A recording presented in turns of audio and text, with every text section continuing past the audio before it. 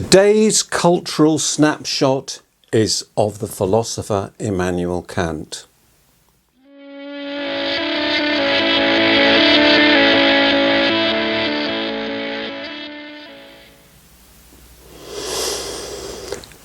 I don't think 5 minutes would ever do justice to Immanuel Kant, one of the greatest thinkers of all time, one of the people who've shaped our own way of thinking so much, and yeah, you may well never have heard of him.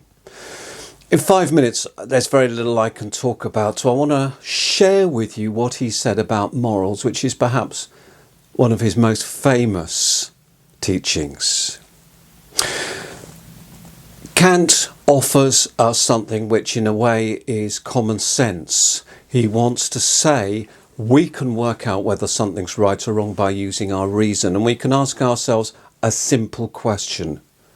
Would I ever want it done to me? He calls this the categorical imperative. So act, he says, that the maxim of your will can always hold at the same time as a principle establishing a universal law. And what he means by that is, ask yourself that key question: would you want it done to you? We would call that the golden rule, and the golden rule is in the Bible, it's in just about every religious and moral teaching available.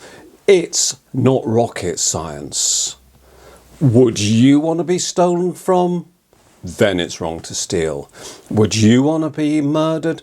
Then it's wrong to murder.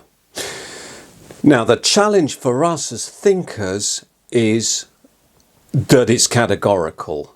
In other words, for Kant, it always applies in all situations.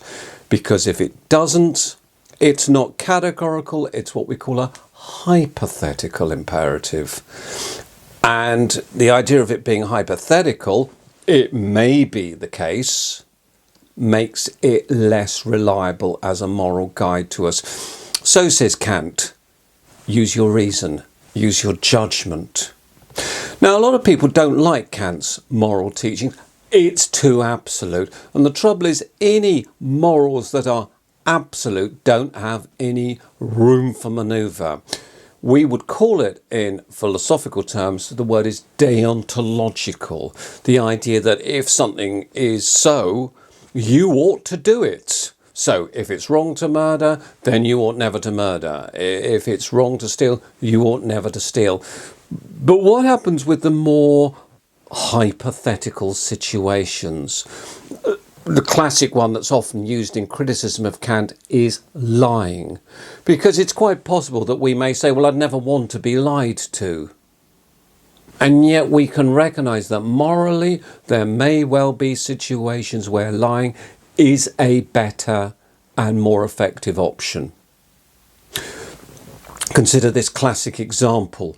Supposing I was in a flat in Amsterdam in 1943 and I'm hiding a family of Jews upstairs, and the Gestapo knock on the door.